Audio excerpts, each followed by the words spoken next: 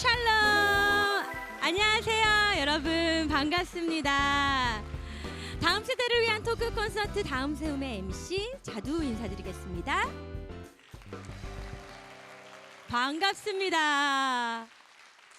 와, 지난주에 이어서 저희 다음 세움 오늘도 이번 주에도 설은영교회에서 함께하고 있는데요. 여러분들 한 주간 잘 지내셨나요? 지난주 목소리가 지난주보다 더 커진 것 같아. 지난주 너무 좋았죠? 지난주에 계셨던 분 한번 손. 아니 이렇게나 많이 또 오셨단 말이야. 엄청난데. 야, 저희 이제 다음 세움에서 특집을 지난주에서 갖고 있습니다. 다음 세대를 공격하는 이단의 모든 것. 오늘 그 두 번째 시간입니다. 신나시죠? 야, 지난주보다 눈빛이 더 반짝반짝하신 것 같습니다. 지난주에 방송이 나간 이후 정말 반응이 폭발적이었습니다. 이 현장에서도 그랬지만 이제 방송을 보신 분들의 반응도 아주 폭발적이었습니다. 폭발적일 거예요. 분명히 믿음대로. 자, 어쨌든 저희가 늘 이단을 조심하자 생각은 하는데 어떻게 조심해야 할지, 그리고 사랑하자 받아들이자 품자 하는데 어떻게 해야 될지 그 방법을 잘 몰랐는데 구체적인 정보들과 그리고 여러 가지를 알 수 있어서 정말 너무나도 유익한 시간이었습니다. 자, 지피지기면 백전백승. 오늘 저는 정말 기대가 돼요. 오늘도 이단에 대해 이제 속속들이 저희가 좀 알 수 있는 시간을 가져볼 것 같은데요. 일단 앞으로 바로 모시고 말씀 나눠보도록 하겠습니다. 박수로 맞아주세요.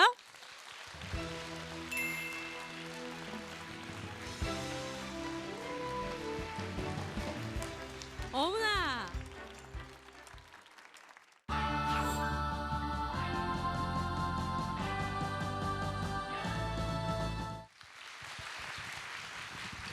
야, 예, 지난주에 이제 이단에 대한 어떤 새로운 패러다임, 새로운 시각을 저희에게 전수해 주신 분이시죠. 저의 든든한 파트너 범균 씨 오늘도 함께 하셨습니다. 네, 반갑습니다. 네. 개그맨 정원균입니다. 야, 오늘 네, 많이 핑크해요. 네, 네. 이단보다 밝게 살아야 되겠다는 의미로. 뭔 소리야? 네, 저희가 조금 더 밝아야 네. 그분들보다 한 걸음 더 우리가 전도를 빨리 할 수 있을 것 같아서 눈에 확 띄게 핑크를 네. 한번 입어봤어요. 오늘 채도가 굉장히 높네요. 예, 네. 굉장합니다. 그리고 이제 저희 가운데 앉아 계신 분 오늘의 멘토님이신데 훈남 전도사님이십니다. 김강림 전도사님이신데 왜 소리 지르는 거? 지난주랑은 반응이 좀 너무 다른 거 아닙니까? 야, 너희들 너무한다. 지난주 지난주에는 아예 반응이 없었어요. 아니 나 아무것도 안 했거든. 그냥 전도사님이십니다. 그래 막왜 저 그래? 약간 아이돌 가수 나온 줄 알고. 진짜 웃기다 얘네들. 근데 왜 범균 오빠한테 안 해 니네? 그래. 그렇지. 하지. 왜? 그럴 됐어, 거면 하지 마. 늦었어. 됐어. 마음이 다 상했어. 아이 진짜. 어쨌든 여러분들 진정하시고요. 직접 한번 본인 소개를 좀 짧게 부탁드릴게요. 반갑습니다. 저는 신천지에 빠졌다가 지금 예수님과 가족들의 사랑으로 건강하게 회복되어 돌아와서 신천지인들을 치료해주는 신천지 전문 상담소 구리 초대교회 소속으로 신천지 예방 및 상담 활동을 하고 있는 김강림 전도사입니다. 반갑습니다. 반갑습니다, 네. 전도사님. 어쨌든 여러분들 지금 소개를 들으실 때 잠시 깜짝 놀라셨습니다. 지금 계신 분들이 김강림 전도사님은 신천지였었다는 그 소개만으로도 벌써 무슨 얘기지? 뭐지? 너무너무 궁금하다. 지금 많은 분들이 지금 이렇게 귀를 쫑긋 세우시고 저희가 눈이 지난주에 커졌어요. 배웠어요. 뭐요? 저희가 배웠어요. 신천지셨어요? 새천지셨어요? 신천지입니다. 새천지는 아류고요. 신천지입니다. 그쪽에서 또 아류와 그런 게 있나요? 아니, 이만희 교주 밑에서 배워서 나가서 지금 교주를 하는 사람이 20명이 넘어요. 그 중에 하나 중에 새천지라는 게 있습니다. 오, 오, 진짜 20명이 20명이 넘어요? 넘어요? 네. 오늘 이야기는 좀 약간 궁금하네요. 그러게 말이에요. 네. 어쨌든 저희가 지금 벌써부터 강의를 듣기도 전에 저희부터가 막 지금 신이 나가지고 막 궁금한 것들을 막 여쭤보기 시작했는데 지체하지 않고 저희 빨리 자리로 가고요. 네. 바로 다음 수업 들어보도록 하겠습니다. 다음 수업 제목은요. 신앙의 바른 터입니다. 박수로 맞아주세요.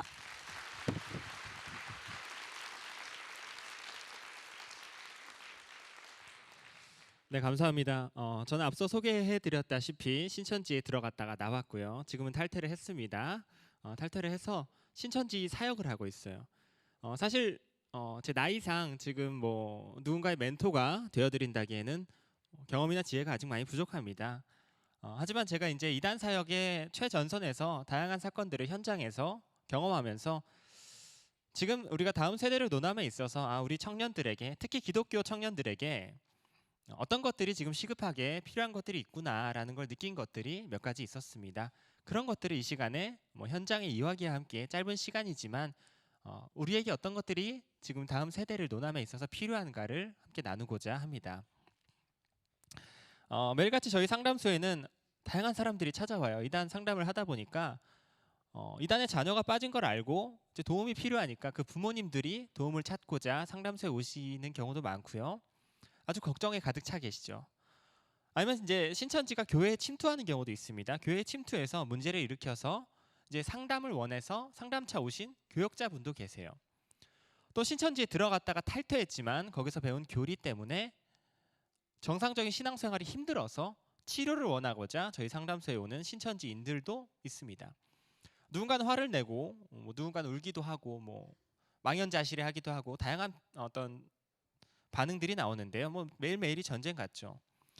그런 상황에서 심지어 이제 신천지인들이 저희 교회 앞에 찾아와서 자주 거의 매일같이 시위를 합니다. 이제 막 저희 교회에 대해서 비방하는 말을 하고 굉장히 공격적인 시위를 하는데요. 거의 다가 20, 30대의 청년들이에요. 그 시위하는 친구들이. 그러면요, 그 얼굴을 딱 보면은 저희에 대해서 막 저희 교회에 대해서 막 공격적인 말들을 하는데도 불구하고 참 밉다라는 생각보다 너무나 안타까운 생각이 먼저 들어요. 안타깝다, 불쌍하다라는 생각이 들죠. 청년 때 아니에요. 저희 같은 청년 때인데 한창 연애하고 꿈을 펼치고 직장을 가지고 일해야 될 시기에 그 불꽃 같은 열정을 너무나 어처구니 없는 곳에다가 이제 소모하고 있는 거잖아요. 그 자세히 살펴보면요, 그 되게 추운 날씨였거든요. 그런데 뭐 제대로 된 겨울 외투도 못 입고 있는 경우도 있어요. 뭐 두꺼운 운동화도 못 신고 있는 경우도 있고. 어떤 경우일까요? 이런 경우는 신천지 가출 청년들입니다. 신천지 숙소에서 지내는 친구들. 가족이 신천지에 가는 걸 반대하니까 가족과의 마찰이 생기니까 집을 나와버리는 거예요. 신천지 숙소에서 지내는 거죠. 그 숙소조차 부족해서 찜질방을 전전하는 신천지 친구들도 굉장히 많습니다. 지금 신천지인이 신도가 약 20만 명 정도 됩니다. 그중에 약 6만 명에서 7만 명이 지금 청년으로 파악이 되고 있어요. 20, 30대 청년들. 여러분 사실 20만 명 중에 7만 명? 이거는 비율상 놓고 봤을 때 굉장한 숫자입니다. 그 많은 청년들이 대부분 원래는 한국교회를 다녔던 굉장히 열정 있던 청년들이었습니다. 하지만 지금 신천지에서 신천지의 활동을 위해서 인생을 쏟아붓고 있는 거죠. 이 사람들이 이렇게 신천지의 그 전도 사역, 신천지의 시위 이런 활동을 위해서 이렇게 인생을 쏟아붓고 가정과 학교와 직장을 버리고 자신들의 정말 중요한 것들을 다 포기해버리고 그렇게 신천지로 인생을 쏟아버리는 이유는요, 별게 없어요. 모든 이단들이 되게 그렇지만 특히 교주형 이단들이 사용하는 교리가 뭐냐면요, 굉장히 율법적인 구원, 행위론적인 구원을 강조해요. 이게 뭐냐면 내 행동과 내 노력이 내가 구원에 들어가는 거를 결정한다고 가르쳐요. 그러니까 내 행동이 구원에 막대한 영향을 끼친다고 가르치죠. 저희 정통 교리에서는 저희가 구원받기 위해서 저희가 뭘 할 수 있는 게 없어요. 예수님께서 저희를 일방적으로 선택하시고 구원으로 이끄시는 겁니다. 그러니까 은혜라고 하는 거죠. 선물이라고 하는 거고. 하지만 이단은 그렇지 않아요. 그들의 교리상 아직 구원받지 못했어요. 그들은. 저희는 이미 구원받았다고 가르치지만 정통 교리에서는 이단 교리는 아직 구원받지 못했어요. 그러니까 그 구원을 받으려고 그렇게 사는 거예요. 구원보다 덜 중요해 보이는 것들을 내려놓고 가차없이 버려버리고 희생시키면서까지 나아가는 거예요. 교리상. 정말 불쌍하게 사는 사람들이 많습니다. 여러분 신천지인들만 해도 그런데 지금 한국 교회 전체적으로 봤을 때 약 200만 정도의 이단에 빠진 성도 수가 파악이 됩니다. 최소 200만 정도가 이단에 빠졌다고 지금 추산이 돼요. 최소 200만 정도가. 그럼 그 중에서 우리가 다음 세대라고 말하는 청년들의 비율은 얼마나 될까요? 적어도 수십만 명은 되겠죠? 그 200만 중에서. 여러분 그렇게 이단으로 빠져버린 세대를 우리가 다음 세대라고 논할 수 있을까요? 다음 세대라고 부를 수 있을까요? 이단으로 빠져버린 세대를. 그건 여러분 사실 잃어버린 세대입니다. 이단에 빠지면요, 그걸 다시 회복시키고 치료하고 다시 데려오기가 굉장히 힘이 들어요. 한번 잃어버리기는 쉽지만 다시 되찾기는 정말 힘이 들거든요. 이단에 빠지면 다음 세대가 없어집니다. 우리가 키우고 우리가 훈련시켜야 할 다음 세대가 통째로 사라지는 겁니다. 여러분, 박태선 교주 혹시 들어보셨습니까? 어르신분들은 아실 거예요. 1950년대 교주인데 당시 박태선 교주의 이 천부교라는 이단에 수십만 명이 빠졌어요. 굉장한 숫자가 빠졌었는데 이만희 교주가 이 천부교에 10년 정도를 있었어요. 거기서 배웠어요. 이만희 교주가. 지금 많은 신천지 교리가 그 박태선 교주의 가르치던 교리에서 태동을 했습니다. 박태선 교주 이후로 정말 많은 교주들이 등장했어요. 원래 한 교주 밑에서 교주가 많이 나와요. 교주 밑에서 배운 사람들이 그 교주가 가르치는 교리로 사람들을 미혹해보고 대박인데? 떼돈 버는데? 장난 아닌데?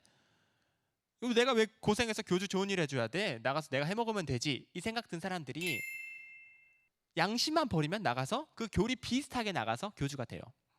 한 교주 밑에서 수십 명의 교주가 나옵니다. 정말 많은 교주가 나왔어요. 정말 많은 사람들이 그 교주에게 빠졌고 이단에 빠졌죠. 교주들이 사망했고 다시 일어서고 또 사망하고 이런 사건들이 지금까지 이어져 왔어요. 그 수많은 사람들, 이단에 빠졌던 사람들 지금 다 어디로 갔을까요? 그 할머니 할아버지들, 지금도 박태선 교주의 부활을 기다리는 그 할머니 할아버지들, 그 박태선 교주에게 빠졌을 1950년대에는 청년이었겠죠. 그 많은 사람들, 그 모든 사람들, 그 많은 사람들 한국교회로 돌아오지 못했습니다. 그렇다면 우리가 지금 살아가는 이 시대의 신천지와 그 수많은 이단에 덜컥덜컥 빠지고 있는 우리의 다음 세대들은 어떻게 될 것인가? 우리의 시야 밖에서 지금도 놓치고 있는 그 수많은 청년들, 지금 신천지에 한 달에 2,000명씩 입교하고 있습니다. 1년에 24,000명씩 정식 입교하고 있어요. 우리의 시야 밖에서는 이미 엄청난 숫자의 피해가 일어나고 있단 말이죠. 그 청년들이 어떻게 될 것인가? 그 교주가 사망한다고 해서 그게 해결될 것인가? 라는 거죠. 여러분, 이런 일에서 우리가 사실 심각성을 느끼지 않는다면 우리는 여기서 사실 다음 세대를 논할 자격이 없습니다. 저 또한 이단에 빠졌던 청년으로서요. 저 또한 이단에 빠졌던 한 명의 청년으로서 지금 신천지에서 그 이단들에서 그렇게 열심히 활동하는 청년들의 심리를 이해가 가요. 저는 공감이 가요. 아마 이렇게 느낄 거예요. 그 이단에서의 활동이 마치 제대로 예수님을 신앙하는 것처럼, 그게 옳은 길인 것처럼 느낄 거예요. 그러니까 그렇게 열심히 하죠. 그게 참되게 예수님을 믿는 길인 줄 알 거예요. 그게 바른 신앙의 터 위에서 제대로 된 신앙의 건물을 쌓아가고 있는 줄 알 거예요. 그러니까 그렇게 열심히 하죠. 그 심정이 이해가 갑니다. 왜 그렇게 열심히 하는지. 문제는 그게 옳은 길이 아니라는 데 있어요. 그거는 오지 않을 꿈을 기다리는 허황된 꿈입니다. 제가 이 신천지에 들어가는 청년들, 덜컥덜컥 빠지는 청년들, 그리고 신천지에서 나오는 청년들을 많이 만나보면서, 현장에서 만나보면서 느꼈던 게 바로 그거예요. 지금 우리가 지금 살아가는 이 세대의 한국교회의 청년들이 신앙의 바른 터에 대해서 잘 모르고 있구나. 그거를 느꼈습니다. 오늘 저희가 함께 나눌 주제예요. 신앙의 바른 터. 여러분, 고린도전서 3장 11절을 보면요, 이 닦아둔 것 외에 능히 다른 터를 닦아둘 자가 없으니 이 터는 곧 예수 그리스도라 라는 말씀이 있어요. 성경에서 터라는 말이 나오는데요, 이 터를 두고 예수 그리스도라 그래요. 터라는 건 어떤 건물을 쌓기 전에 준비되는 땅이에요. 그렇죠? 영역이 정해져 있어요. 어떤 일정 한계선이 정해져 있는 일종의 영역입니다. 우리가 인생이라는 건물을 쌓아갈 때 우리들의 터는 뭘까요? 기독교적인 입장에서 인생이라는 건물을 쌓아갈 때 우리들의 터는 신앙이겠죠. 신앙의 터 위에 우리의 인생을 쌓아가겠죠. 그러면 신앙은 어디에 터를 두어야 될까요? 오늘 성경에서 말하고 있죠. 신앙의 터는 예수 그리스도라고. 그렇죠? 예수 그리스도라는 터 위에서 우리가 신앙을 쌓고 그 신앙에서 우리 인생을 쌓아가는 거죠. 문제는 지금도 이단에 빠지는 그 수많은 사람들이 예수님을 안 믿는 게 아니에요. 지금도 각 수십 개의 이단에서 신앙하는 사람들이 제각기 예수님을 믿는다고 주장해요. 심지어 신천지도 자기들이 예수님을 믿는다고 주장해요. 하지만 그 방식이 잘못됐죠. 신천지는 이만희 교주의 이름을 높이는 게 예수님의 이름을 높이는 거다 이렇게 가르쳐요. 왜냐하면 이만희 교주에게 예수님의 영이 임했으니까 이렇게 가르쳐요. 그럼 이만희 교주의 이름을 높여요. 이만희 교주를 찬양하죠. 잘못된 방식입니다. 문제는 그게 잘못된 줄을 모르고 예수님을 믿는 줄 안다는 거예요. 그 모든 이단에 빠진 사람들이 제각기. 그렇기 때문에 제가 말씀드렸다시피 인생을 신앙의 터 위에서 쌓고 신앙은 예수 그리스도라는 터 위에 있어야 한다면 이 예수 그리스도는 어디에 터가 있어야 되는가? 바로 바른 진리 위에 터가 있어야 된다는 거죠. 바르지 않은 진리가 너무 많으니까요. 이 구분선을 모르는 거예요. 자, 이 원이 있죠? 이게 터라고 해요. 이 터. 지금 눈에 보여요. 구분선이. 그럼 이 밖은 이 터 밖이다라는 걸 저희가 알 수가 있죠. 하지만 저희는 그걸 모릅니다. 대부분의 사람들이 대부분의 지금 한국교회 다음 세대들이 예수 그리스도에 대하여 우리가 우리의 인생을 쌓아갈 그 예수 그리스도라는 신앙의 터에 관하여 체계적인 지식이 부족해요. 그러니까 교회 밖에서 이 터 밖에 있는 사람들이 그냥 와가지고 그 터 밖을 제대로 된 터라고 소개하면서 여기가 진짜 터야 라면서 청년들에게 와서 그럴듯한 논리와 그럴듯한 교육으로 데려갈 때 너무나 어처구니 없게 지난 20-30년간 쌓아온 그 신앙을 버려버리고 넘어가는 거예요. 갈아타 버리는 거예요. 너무나 쉽게. 구분선이 그들의 눈에 보이지 않으니까. 여러분 구원파 아십니까? 구원파가 한국교회 성도들을 공략할 때 고질적으로 유명하게 사용하는 몇 가지 질문들이 있습니다. 질문들이 물어봐요. 와가지고 구원 받으셨어요? 구원 받았습니까? 물어봐요. 저희는 뭐라고 대답합니까? 구원 받았습니다. 그러죠. 저희는 구원 받았습니다. 예수님께서 저희를 태초부터 선택하셨고 그 저희를 향한 그 사랑으로부터 아무도 끊을 수 없다라고 성경이 말하고 있어요. 하나님께서 우리를 선택하시기로 결정하셨는데 누가 그걸 막겠냐 이거죠. 그 전문 용어로 성도의 견인이라 그래요. 유식한 말 하니까 좀 달라 보이죠? 구원 받았습니다. 그러죠. 그럼 이 구원파 사람들은 뭐라 그러냐면요. 구원 받았어요? 그럼 몇 년, 몇 월, 며칠, 몇 시에 받았어요? 이렇게 물어봐요. 몇 년, 몇 월, 며칠이에요? 사실 구원론에 대해서 제대로 알고 있는 사람이라면 내가 태초에 어떻게 선택받았고 하나님께서 나를 향한 구원의 계획을 어떻게 실행하셨고 내가 장차 어떻게 될 것인가를 제대로 알고 교육을 받고 그걸 믿고 있는 사람이라면 지금 이 사람이 구원론은 전혀 모르고 얼토당토하는 질문을 하는구나 하고 깨닫고 그 페이스에 말려들지를 않을 텐데 대부분은 사실 말려듭니다. 몇 날, 몇 월, 며칠, 몇 시에 받았어요? 구원 받았어요? 물어보면 내가 교회를 언제 다녔더라? 근데 교회 다니기 시작한 날이 구원 받은 날인가? 수련회 때 눈물 흘린 그날인가? 방언 받은 날인가? 언제였더라? 막 말도 안 되는 고민을 하기 시작하는 거예요. 그럼 구원파가 원하는 대로 말려드는 겁니다. 또 계속 질문을 합니다. 그 사람을 무너뜨리기 위해서 죄인이에요? 의인이에요? 물어봐요. 죄인이에요? 의인이에요? 저희는 의인이에요, 여러분. 저희는 예수님의 피로 덮음을 받아서 예수님 안에서 의인이라 칭함받은 존재들입니다. 하나님께서 법정적으로 저희를 의인이라고 선포하셨어요. 예수님의 피를 보고. 저희는 원래 죄인인데 예수님 덕분에 의인이라고 칭함받았어요. 법정적으로. 그러니까 천국에 가는 거예요. 죄인이 어떻게 천국에 가요? 의인이라고 법정적으로 선포받았기 때문에 천국에 가는 거죠. 의인이에요. 그러면 이 구원파 사람들은 또 물어보죠. 정말 의인이에요? 죄 지어야 안 지어요? 회개해야 안 해? 회개하잖아요. 의인이에요? 죄인이에요? 그러면 좀 고민하다가 죄인이에요. 그런다고요. 몇 마디 말싸움도 하지 못하고 너무나 순식간에 무장해제돼 버리는, 너무나 쉽게 무력화돼 버리는 게 지금 오늘 우리의 현실이다라는 거죠. 이 경계선을 모르니까 너무나 어처구니 없게 그 20-30년 동안 모태신앙으로 자라고 교회에서 직책을 맡고 그렇게 자라면서 그렇게 신앙을 해놓고 누가 와서 얼토당토하는 이야기로 이게 진짜 예수님을 믿는 길이야 라고 복음을 변질시켜서 잘못된 예수 그리스도를 소개할 때 구별할 줄을 모르니까, 구분선이 보이지 않으니까, 이게 잘못된 줄을 모르니까 넘어가는 거예요. 신천지에 빠졌다는 청년들을 소식을 전해주면요, 목사님들도 놀라고 그 부모님들은 더 놀라고 교사들도 다 놀라요. 그럴 아이가 아니에요. 그럴 아이가 아닌데, 그럴 청년이 아니에요. 이 아이가 주일학교 교사로 몇 년을 섬기고 피아노 반주도 열심히 하고 찬양대도 매일같이 하던 아이인데 그럴 아이가 아니에요. 놀라세요. 그럴 청년이 아닌데.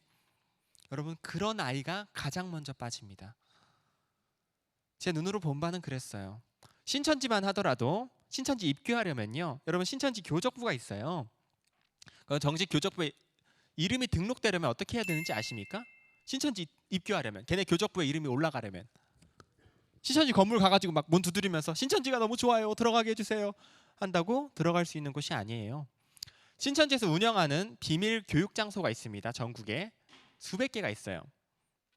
이 비밀 교육 장소에서 약 6개월에서 8개월, 한 7개월 정도 일주일에 4번 월화목금 하루에 3, 4시간씩 성경 공부를 해야 돼요. 7개월 정도. 그걸 하고 그 성경 시험을 보고 통과를 해야 돼요. 통과해야 신천지로 들어가요. 그럼 아무나 하겠습니까? 성경에 열심히 읽고 열정이 있고 궁금함이 있는 사람들이 가장 먼저 빠져요. 그 면접을 봐요. 그 성경 공부 학원에서 면접을 봐요. 면접 봐서 떨어져요. 게으르다 싶으면, 성경에 열심히 없다 싶으면, 내가 좀 게으르다, 그럼 조금 안심하셔도 괜찮아요. 그런 아이들이 먼저 빠져요. 제가 너무 가슴 아픈 이야기지만 제가 본 바로는 모태신앙들, 모태신앙, 저도 모태신앙입니다. 모태신앙이신 분들 정말 많아요. 전혀 안전하지 않은 분들, 목회자 가정이라거나 교회에서 직책이 많았던 사람들, 셀 리더했던 청년들, 임원단했던 청년들 가장 많이 빠집니다. 그런 아이가 아니에요. 그런 아이들이 먼저 빠져요. 열심히 있으니까. 왜냐하면 열정은 있지만 교리적으로 무장되어 있지 않으니까요.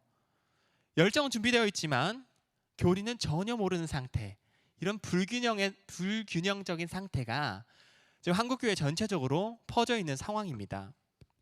교회 차원에서의 어떤 개혁, 우리 교회 차원에서 무엇을 해야 되는가에 관해는 앞서서 우리 교수님께서 너무 설명을 잘 해주셨기 때문에 전 특별히 오늘 청년분들 많이 오셨는데, 청년으로서, 의자에 들어갔다 나온 청년으로서 지금 이 시대를 살아가는 다음 세대를 책임질 우리 청년들이 어떤 자세를 가져야 하는가를 나누고 싶습니다.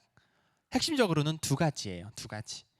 첫 번째로는 계속해서 제가 말씀드렸던 신앙의 바른 터, 즉 바른 교리와 바른 복음에 대한 교육이 필요합니다. 바른 교리와 바른 복음에 대한 교육. 성경에서는 다른 복음이 없다고 말합니다. 다른 교리, 다른 복음이 없다고 말하죠. 우리가 예수님을 통해 구원받는다고 말한다면 그 구원이 어떤 과정으로 이루어지는가, 예수님께서 우리를 어떻게 구원하시는가를 알아야죠.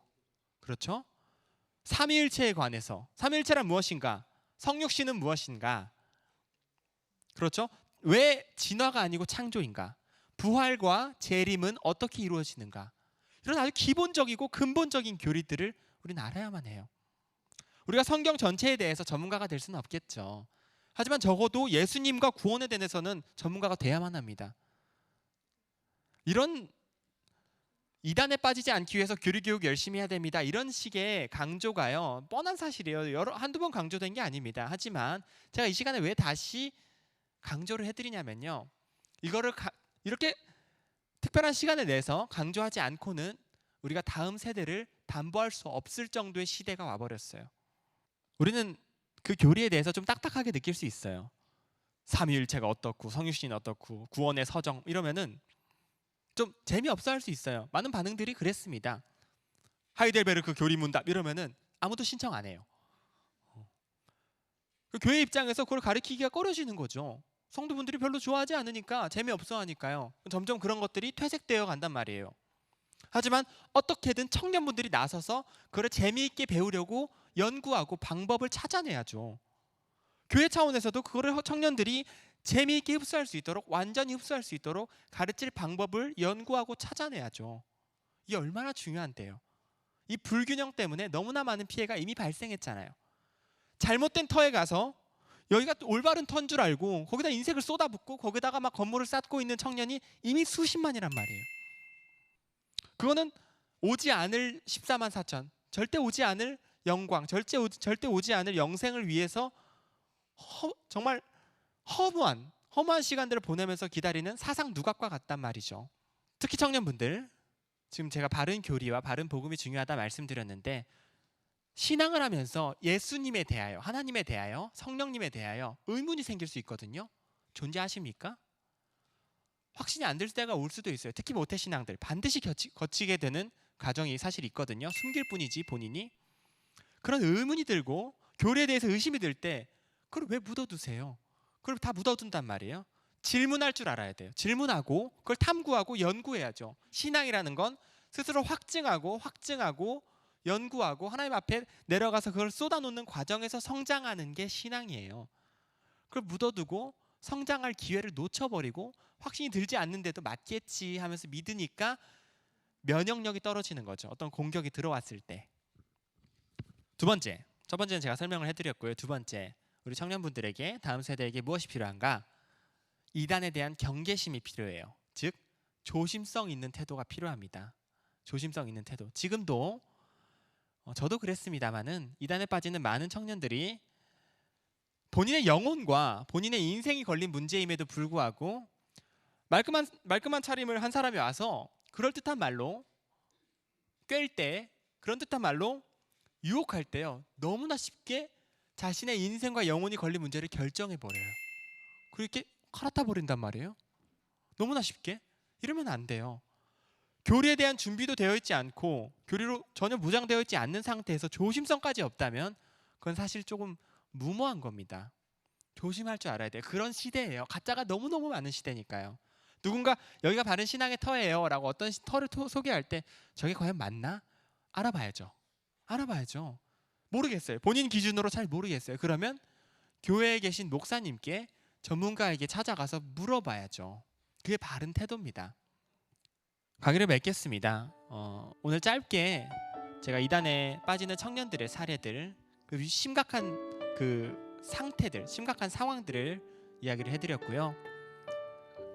그 상황 속에서 제가 경험한 것들, 우리 청년들에게 무엇이 필요한가를 말씀을 드렸습니다. 첫 번째로 신앙의 바른 터 위에서 우리 바른 교리, 바른 복음을 우리가 배워야 한다. 그리고 두 번째로 이단에 대한 경계심, 조심성이 필요하다라는 것을 말씀을 드렸습니다.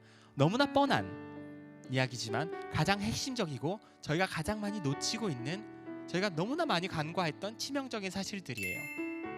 오늘 이야기를 허투루 듣지 않으시고 나의 신앙은 과연 올바른 터 위에 있는가?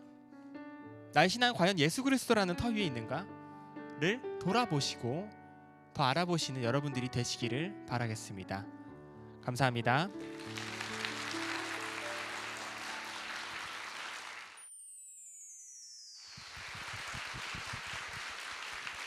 감사합니다, 전사님. 감사합니다. 열정적으로 해주셨어요. 어쨌든 오늘 너무나도 유익하게 나눠주셔서 감사드립니다. 감사합니다. 지난주에 이어서 저희가 굉장히 좋은 시간을 지금 갖고 있는데 오늘은 또 이제 특집이니만큼 저희가 특별한 시간을 준비를 했습니다. 원래는 저와 함께 우리 범균 씨가 올라오셔서 범균 나눔을 좀 해주셔야 되는데 오늘은 특별하게 어떤 분들을 좀 모신다고 얘기를 들었거든요. 지금 핫핑크 입고, 제가 그냥 바로 모시도록 하겠습니다. 한번 좀 올라와 주세요, 범균 씨. 네, 가시죠. 뭐야? 네, 제가 오늘 좀 특별한 분들을 모신 것 같습니다. 개량 한복을 입고. 네. 이게 뭐야? 앉으세요.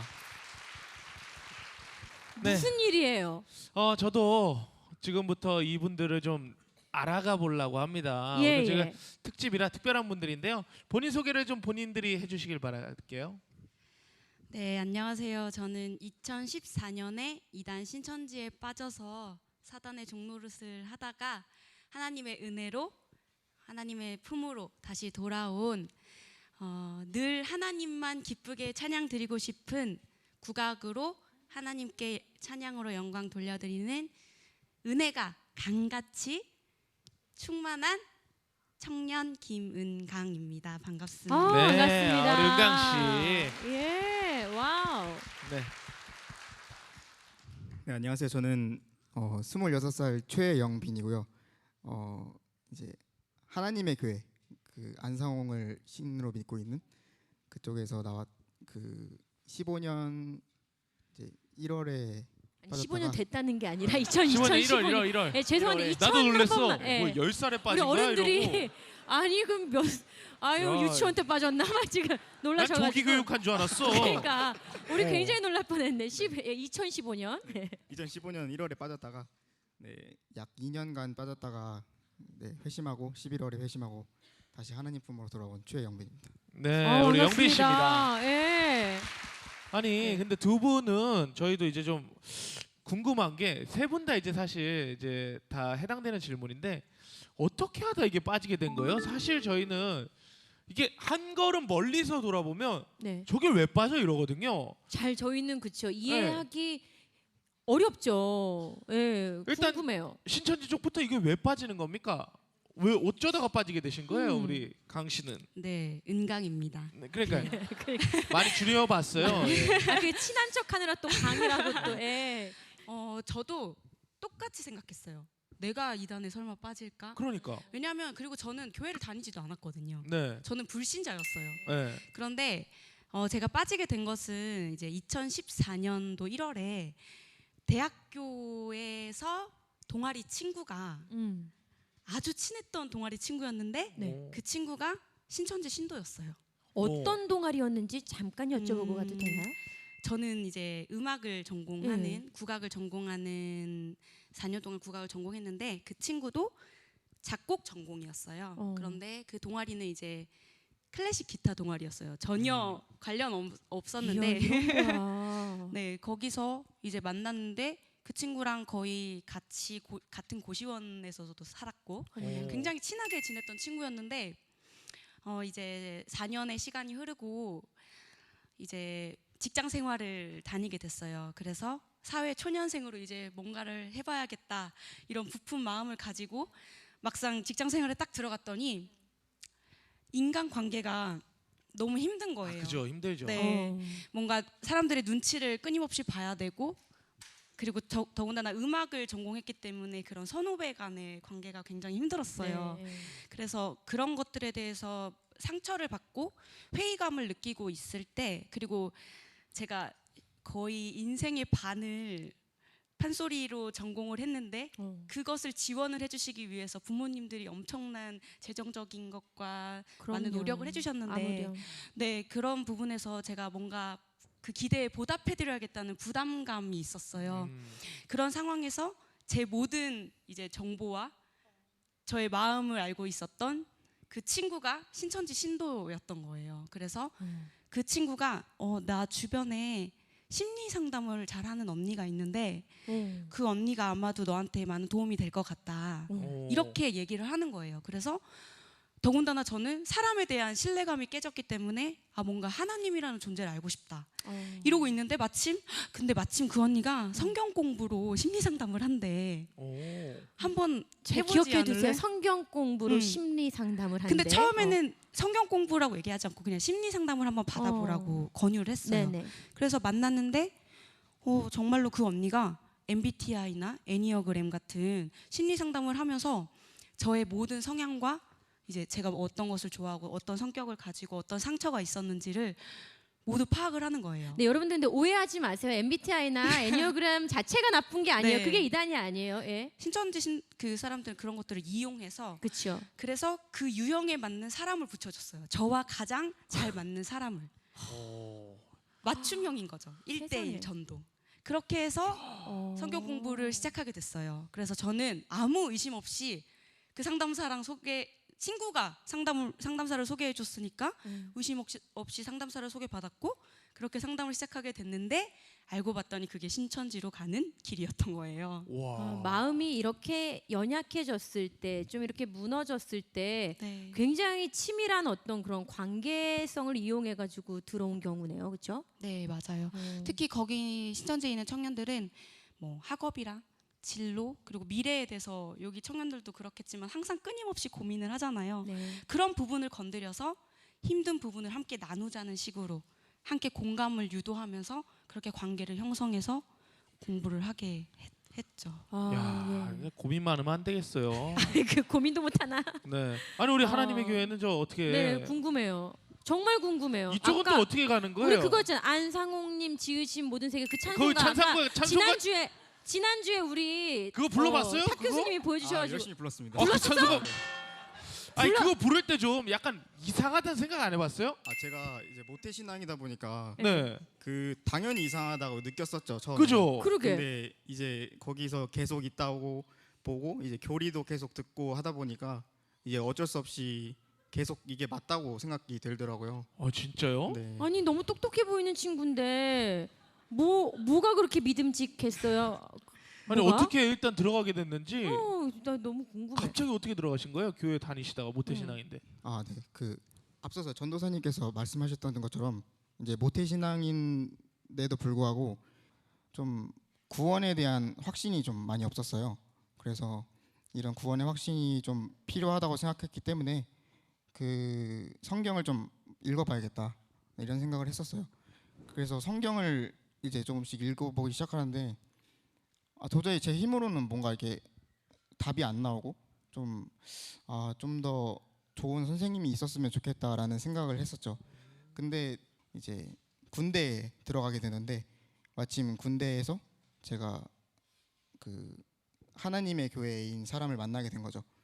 네, 그래서 거기서 이제 만나게 되어서 거기서 그러면은 뭐 그런 어떤 뭔가 성경에 대해 더 알고 싶다라는 본인의 마음을 좀 이렇게 표현할 수 있을 만큼 친한 누군가를 만나게 된 건가요? 군대에서? 네, 그렇죠. 이제 군대에는 동기제도가 있는데 2개월 앞뒤로 이제 같이 친구처럼 지내는 그런 게 있어요. 그죠. 네, 그래서 그 네. 동기제도에 이건 한해서 군대 이야기니까 저도 아는 겁니다. 네, 뭐 도저히 어쨌든- 끼어들 수가 없네요 군대 얘기. 네. 제가 이제 그런 궁금증이 항상 가지고 있다 보니까 군대에서 혼자 성경책을 읽는 걸 좀 몇 번 봤나 봐요. 그래서 그걸 보고서 저에게 접근을 했고 이제 그 접근하는 과정에서 이제 물어본 거죠. 너 혹시 어머니 하나님이 있는 걸 아는지. 아니 물론 지금 다 들으시면 되게 얼토당토하지 네. 않잖아요. 처음에도 본인도 약간 이런 반응이었죠. 네, 그렇죠. 우리 다 같았죠? 똑같아요. 네. 네. 예. 이랬었는데 네. 이제 거기 있는 교리를 잠깐 설명을 해드리면 뭐 계시록을 얘기하고 창세기를 얘기하면서 뭐 우리가 우리의 모양대로 뭐 만나서 이렇게 해서 한 거니까 남자와 여자의 형상이 있어야 된다라는 걸 주장을 하는데 그게 또 성경적으로 이제 짜 맞추기를 되게 잘 해줘요. 성경 짜집기. 네, 그렇죠. 이제 그거를 하다 보니까 처음에는 정말 웃겼어요. 뭐 이런 교회도 있나? 좀 이렇게 생각을 했었는데 지금 현재 있는 이 교회들을 많이 비판을 하는 시각을 갖게 만들어요. 그러더라. 네, 그래서 교회가 비판적으로 바뀌면서 내가 이 교회는 그러니까 지금 현재 있는 이 교회는 다니지 못하더라도 이 교회를 다녀보면 어떨까라는 생각을 한번 가지게 돼요. 그래서 이게 틀렸다는 거를 처음에는 모르고 시작하니까 듣다 보면은 또 맞는 것 같고 그렇게 하다 보면은 점점 빠져들게 되는 거죠. 아니 궁금한 건 그렇다면 제가 여기서 네. 안상홍님 지으신 모든 세계 이렇게 네. 바꿔놨잖아요. 찬송가를 있는 네네. 찬송가를. 그럼 기도할 때 우리는 예수님의 이름으로 기도를 합니다. 그렇죠? 그러지. 예수 그리스도의 궁금하다. 이름에 권세가 있고 그렇죠? 네. 능력이 있는데 그렇다면 안상홍의 이름으로 기도를 하나요? 안상홍의 이름에 또 동일하게 능력이 있고 권세가 있다라고 믿는 건지 아멘 그것도- 전에 어떻게 끝나요? 그러니까. 궁금해. 그게 이제 그 주기도문 같이 있어요? 우리의 원하는 기도라는 그런 기도를 우리의 만들어서 하는 게 뭔 있어요. 기도? 우리의 우리의 원하는 기도. 원하는 기도? 네. 그래서 뭐- 그거를 항상 그거 끝나고 항상 마치고 네. 그걸 하고 난 다음에 기도를 하는 건데요. 근데 끝에는 항상 이제 예수님이 아니라 하나님께 정말 죄송하지만 안상홍님 이름으로 기도드립니다. 진짜 그렇게 하는군. 우리 이런 게 웃지만 충격적인 거야. 우리가 웃지만 웃을 수가 없는 그러니까 얘기인 거야. 이런 그랬구나. 게 충격적이에요. 왜냐면 이런 이야기를 어디 가서 들을 못해요. 우리가 모르잖아요. 네. 그런 거. 다음 질문 한번 가볼게요. 네. 아니 이제 나왔잖아요. 근데 그렇게 또 확 빠졌었는데 나오게 된 이유도 또 궁금해요. 어떻게 하다 이렇게 딱 다시 한번 깨닫고 나오게 되신 거예요? 먼저는 하나님의 은혜가 없었다면 정말 이 자리에 있지도 못했을 거고 계속 지금 아마도 신천지 안에 있었을 거예요. 이단 상담소에서 상담을 받게 되면서 제가 내가 잘못 갔구나라는 걸 사실 그때 알게 됐어요. 상담소에서는 사실 이단들이 말해요. 신천지들은 특히 신천지 사람들은 이단 상담소에 가는 걸 제일 무서워해요. 거기 가면 강제 개종 교육이라는 걸 한다. 그러면 부모가 그 개종 목사에게 돈을 바쳐서 감금 폭행하고 그래서 억지로 상담을 받게 한다는 교육을 신천지에 있을 때 끊임없이 받아요. 그래서 그 상담소에 가지 못하도록 모든 주변 환경을 차단시키고 그리고 어떻게 해서든 도망쳐 나와야 된다는 식으로 가르치고 거기 가면 네 영이 죽는다. 그러니까 너희 가족을 구원시키려면 어떻게 해서든 도망쳐 나와야 된다는 식으로 겁을 줬어요. 그래서 음. 저는 그 말만 듣고 모든 상황을 왜곡해서 바라볼 수밖에 없었고, 그래서 사실 상담 받으러 나올 때 엄마 어깨도 물어뜯고 동생 손도 물어뜯고 그렇게 짐승처럼 도망치려고 했었어요. 네, 그런데 이게 그 정도구나. 네. 사람의 마음 안에 있는 이것들을 이제 조종하게 되는 거죠. 네, 그 영이. 왜냐하면 가족을 구원시키려면 내가 참아야 된다고 생각했거든요. 아이고. 그런데 상담을 받으면서 신천지에서 하는 말이 다 사기였구나, 내가 속았구나라는 거를 상담을 받으면서 알게 됐어요. 아, 다행이다. 네. 그 상담소에 가면 강금 폭행한다고 했는데 전혀 강금 폭행은 없었고, 그렇죠. 네, 대화를 하면서 성경적으로 잘못된 것들을 성경적으로 짚어주셨고, 그런 것들을 보면서 아, 내가 진짜 잘못 깨달았구나. 내가 정말 나쁜 데에 가서 정말 하나님이 아닌 사람에게 우상 숭배를 했구나. 내가 정말 큰 죄를 지었구나. 이걸 너무 절실하게 깨닫는 거예요. 그런데 거기서도 건져주신 것도 감사한데, 더 감사했던 것은 이제 후속 교육 과정 중에 복음을 통해서, 구원의 복음을 통해서 예수님이 나의 유일한 구원자이시고 나의 주인이시라는 것을 정말 마음속 깊이 깨닫게 됐어요.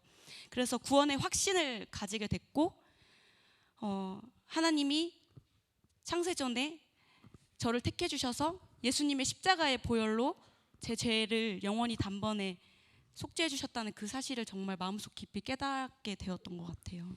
아유, 우리 진짜. 영빈 씨도 지금 이야기 들으면서 약간 눈가가 촉촉해요. 가족 그러게요. 이야기 딱 할 때 보니까. 그러게 우리의 마음이 이렇게 그치 울림이 있죠 지금. 영빈 씨도 그러면은 부모님이나 이런 가족들 때문에 다시 이렇게 돌아올 수 있었어요? 아, 네, 그렇죠. 이제 그 부모님의 그리고 형의 사랑이 아니었으면은 아마 지금도 이단에 빠져 있지 않을까라는 생각이 드는데요. 네, 제가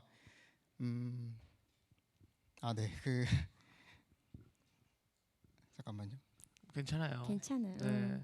이렇게 저희에게 편하게 나눠주셔서 저희는 너무 감사해요. 사실은 이런 얘기를 저희가 들을 기회도 없고 들을 수가 그러니까요. 없는데, 예, 감사합니다. 그냥 편하게 나눠주세요. 아, 자꾸 눈물 날 거가 그러게. 울라 그러세요. 아이. 눈물이 나는데 음. 괜찮아요. 감정 추스리고 괜찮아요. 시간도 얼마 안 됐어. 이제 11시인데 뭐. 편하게 해, 편하게. 해. 아, 네. 부모님께서 그러니까 제가 먼저 처음에 빠진 걸 건져주게 된 계기는요. 이제 제가 정말 당당하게 제가 진리인 줄 알고 아버님께 전도를 했어요. 그래서 전도를 했는데 이제 아버지께서는 실질적으로 이제 교회 생활을 그렇게 많이 안 하시고 그냥 주일에 가끔 한 번씩 교회를 나오셨던 분이었는데, 그런데도 불구하고 저를 극구 만리를 하시는 거예요. 그래서 좀 이상하다. 왜냐면 아버지라면은 이 말을 듣고 내가 알고 있는 이 진리를 이제 들어줄 수 있지 않을까라는 생각을 했었는데, 그게 네, 하나님께서 이제 역시 도와주신 거죠. 이제 그 전에 이제 아버지 친구분의 아내께서 이제 하나님의 교회, 즉 안증회에서 빠졌다가 이제 이혼을 하게 된 그런 사연이 있었는데, 그거가 이미 있었다 보니까 이제 아버지께서 그게 나쁘다는 걸 알고 계셨던 거죠. 근데 이제 아버지께서 이제 그 사실을 알게 된 후부터 바로 그 순간 그 직후부터 가족의 집합이 열렸어요. 그래서 어머니도 부르시고 형도 부르게 됐어요. 형은 원래 이제 그 공무원 준비를 하고 있었는데 부랴부랴 저 때문에 이제 다시 집으로 다시 오게 된 거죠. 서울에서. 어머니께서 저를 위해서 이제 밤마다 이렇게 안아주시면서 우시면서 계속 기도를 해주셨는데, 근데 그때는 이제 저는 정말 그게 왜 저를 위해서 왜 이렇게 눈물을 흘리는지 저는 이해를 잘 못했어요. 왜냐면 그때는 죄에 대한 의식이 없거든요. 그래서 네, 그거를 통해서 이제 그 상담을 받게 되었고, 상담을 받은 그때는 이제 정말 어처구니 없이도 그날 가서 바로 깨지게 되었어요. 되게 단순한 그러니까 단순한 친구예요. 그날 가서 네. 그날 깨우치고. 근데 어쨌든 나는 가족들의 조금 더 사랑 있을 줄 알고 관심이 좀 뭔가 있었어. 기다리고 있었거든요. 아니야 그날 됐대. 나 네. 그래서 어. 뭐야? 그날 잘 된 거야. 이게 엄마의 안식교 눈물이. 2단 계통은 안식일에 대해서만 설명을 해주면 바로 다 깨지고 오. 이제 그런 부분은 좀 알고 계셨어도 좋을 것 같아요. 이거 팁이네요. 하나의 작은 팁인 그러네요. 거예요. 그래요. 예. 안식일이 왜 우리가 예배드려야 되는 날이 아닌지에 대해서 이제 설명을 해주는 것이 바로 이제 그런 거기 때문에 이게 감사해요. 예방책인 것 같아요. 이렇게 해서 만약에 좀 그런 친구들한테 이렇게 이야기해 주면 되고 그러면 우리가 만약에 이제 만나지 않으려면 그리고 만났을 때 예방하려면 좀 예방책 같은 게 있으면 어떤 게 있을까요, 우리 전도사님? 네, 좀 나눠주세요. 실제적인 것들을 우리가 알면 정말 도움이 될 것 같아요. 결론적으로 이제 교리로 무장되어야 되겠죠, 저희가. 하지만 실제적인 예방책이라고 그러니까 한다면 그거 어렵잖아요. 교회 밖에서 성경 공부하지 마세요. 오. 이게 너무 당연한 이야기인데 다 그렇게 빠지거든요. 왜냐하면 바로 찾아와서 성경 공부해 볼래? 안 그러고요. 미술 침리하고 미술 치료, 기타 치고 리코더 불고 재밌게 놀다가 성경 공부를 한단 말이에요. 그러다가도 성경 공부 이야기가 나왔을 때 이미 신뢰가 된 사람이라 할지라도 미안한데 내 원칙상 교회 밖에서는 내가 성경 공부를 안 해. 널 의심하는 게 아니라 이게 내 원칙이야. 그 교재 목사님께 보여드리고 허락받고 하자. 그럼 내가 할게. 그 자세가 필요해요. 물론 뭐 교회 밖에서 하는 모든 것들은 이단이야. 우리가 이렇게 단언할 수는 없어요. 하지만 지금 전도사님께서 예방책을 나눠주신 거예요. 가장 실제적으로 우리가 그럼 어떻게 대체 알 수 있죠? 이거는 교회 밖에서 성경 공부하지 마세요. 일단 그러니까 이게 어떤 우리에게 1차적인 예방할 수 있는 좋은 접근인 것 같습니다. 사실 질문들이 할 게 세 분 모셨으니까 사실 저희가 얼마나 많아요. 많겠어요. 더 듣고 싶고 사실은 더 여쭤보고 싶고 이럴 텐데 더 하세요. 11시 4분밖에 안 됐어요. 저런다. 뭐 고작 4분지도 않는데 뭐. 네. 그러면은 마지막으로 두 분도 예방책 있으면 본인들이 이랬으면 내가 안 빠졌을 것 같은데 하는 거 있으면 하나씩만 더 이야기해 주세요. 제 생각에는 우리 교회를 사랑하는 마음을 가지셨으면 좋겠어요. 우리 목사님, 우리 교회에서 함께 신앙생활하는 이 공동체가 있다는 것이 얼마나 소중한지를 함께 나누고 그리고 그것을 말씀을 통해서 함께 기도하고 교제하는 그 안에서 사랑이 싹튼다면 절대로 이단에 빠질 일이 없을 것이라는 생각이 듭니다. 네. 건강한 공동체 좋죠. 네. 엄마가 사랑하면 되죠? 물론 필요하죠. 그럼요. 네. 저 같은 경우에는 이제 두 가지로만 말씀드리겠는데요. 하나는 교회에 다니시는 분들 같은 경우에는 이제 교회에 있는 꼭 그 교역자분들과 항상 이제 상담을 받았으면 좋겠어요. 왜냐하면 이거를 내가 구원의 확신이 있는지 없는지에 대해서 모르고 구원의 확신이 없다면 이제 저 정말 구원의 확신을 갖고 싶은데 이 부분에 대해서 정말 교역자분께서 설명을 해주셨으면 좋겠다라는 걸 꼭 정말 혼자서 끙끙 앓지 말고 이거에 대해서는 반드시 물어보셔야 돼요. 이 부분은 정말 물어보셔야지 다음에 예방될 때도 가장 중요한 방법이니까요. 이제 교회 다니지 않으시는 분들에 한해서는 이제 행위로서 막 누가 뭐 이렇게 자기네 뭐 이렇게 그 봉사를 많이 한다 이런 신문지를 돌리면서 뭐 율법적인 거를 중시한다 막 이런 안식일이나 이런 걸 유월절을 얘기한다 그러면은 반드시 아니라는 것을 확인시켰으면 좋겠습니다. 네, 그렇다고 또 6월절 설교 듣는데 또 여러분들 또 뭐 6월절에만 그 단어 듣고 또 그러지 마시고 우리 지난주에 들었던 것처럼 우리가 원래 갖고 있는 고유의 아름다운 원래의 것들, 원천의 것들을 진짜 원 의미로 잘 지켜야 한다라는 걸 우리가 다시 한번 기억하게 됩니다. 여러분들 2주에 걸친 다음 세움 특집 너무나도 좋았습니다. 하나님의 특별한 은혜가 있었던 시간이었던 것 같고요. 네, 여러분들 오늘도 저는 외칩니다. 다음 세대는 우리의 소망이고 우리의 미래입니다. 다음 세대가 살아야 한국 교회가 삽니다. 미래를 위한 토크 콘서트 다음 세움 다음 주에 인사드리겠습니다. 감사합니다.